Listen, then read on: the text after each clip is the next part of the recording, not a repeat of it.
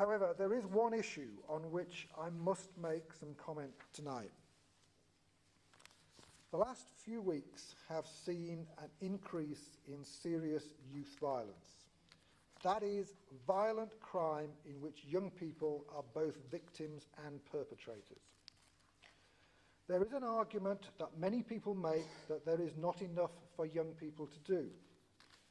It's an argument that I have some sympathy with, but that can only ever be an explanation for, at the worst, antisocial behaviour.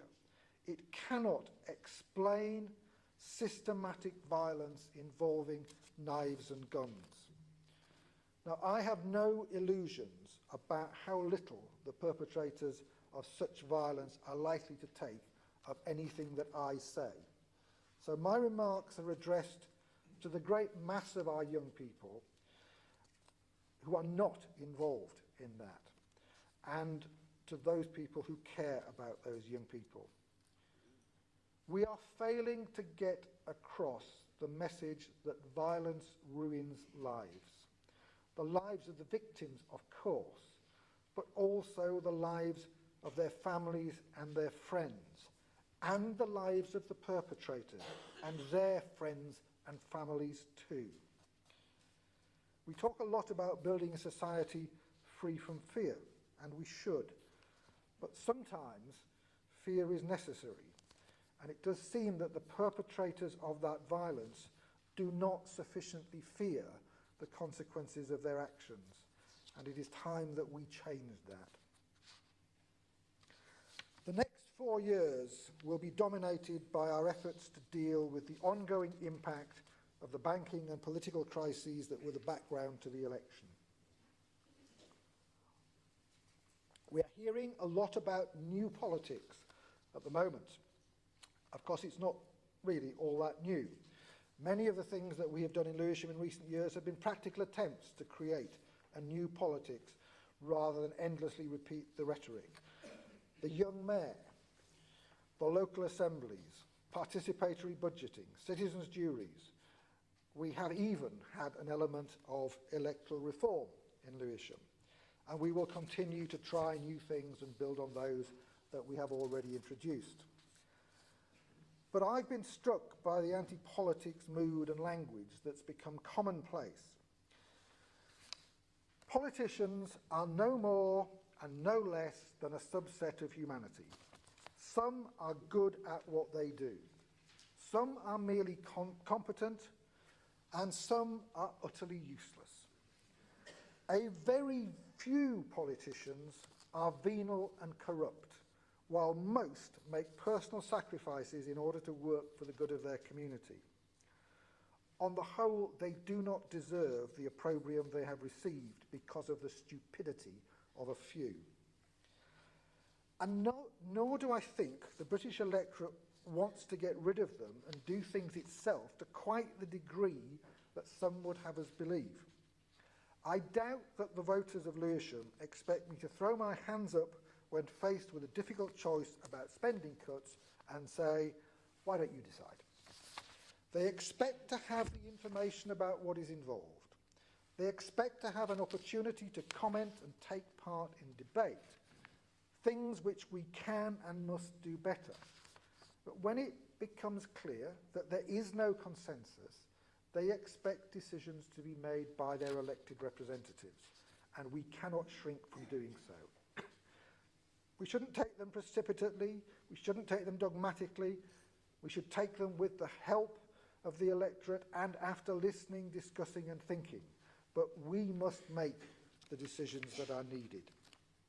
If there are people deserving of public opprobrium, it is those who caused the banking crash, and the more I learn about what they did, the more I despair, or at least I would if some of it didn't actually make you laugh at its sheer breathtaking stupidity. And I've taken out the whole chunk where I listed all those bizarre things that they did on the advice of the mayoress. Almost all the problems that we face, from the banking crisis to climate change, from parking to health and safety, I believe have stemmed from a failure to apply enough common sense. As we do our job over the coming years, I suggest that we apply that very simple test more often. Does what we are doing actually make sense? If it doesn't, then let's not do it. Or if we have to, let's at least ask whoever has legislated to make us do it to stop the nonsense at their end. I'm proud to be the Mayor of Lewisham, a place I've lived for almost the whole of my adult life. It is not a perfect place. There is much for us to do, but it is a place with great strengths that we should not dismiss lightly. Let us disagree when we feel it necessary, but not at the expense of those who work so hard to make Lewisham a great place. Some paid employees, some volunteers, all committed to this borough. For the next 4 years, I will do my best to lead Lewisham in a way that is inclusive and helps us to address the huge challenge our borough faces. I ask you, the members of the council, to join me in that effort. Now, I realise that this has been a rather more downbeat speech than my previous efforts, so I was searching for an uplifting note on which to finish. Something that Woody Allen said came to mind. He said, "More than at any other time in history, mankind faces a crossroads.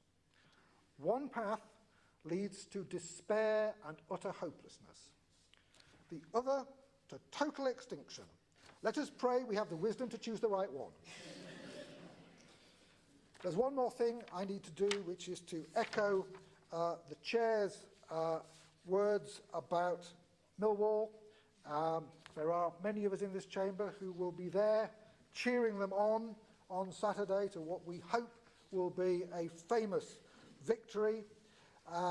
So with that final thought, can I thank you for your attention and invite you to join me in the foyer shortly for some refreshments. That is, unless you happen to have to stay here for the next meeting. Thank you.